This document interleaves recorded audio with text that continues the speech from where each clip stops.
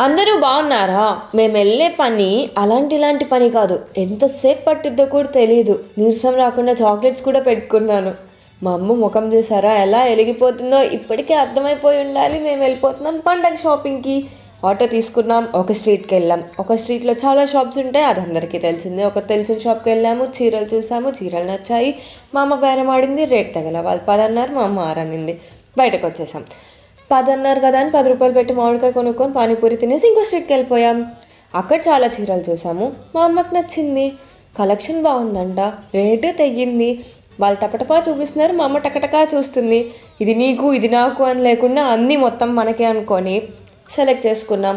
మా అమ్మ తీస్తుంది, వాళ్ళు బిల్ రాస్తున్నారు. చివరికి ఒక డజన్ చీరలు కొనుక్కొని వచ్చేసాం మళ్ళీ మా ఇంటికి. మీ పండగ షాపింగ్ అయిపోయిందా? అయిపోతే మీరెన్ని చీరలు కొన్నారో చెప్పండి.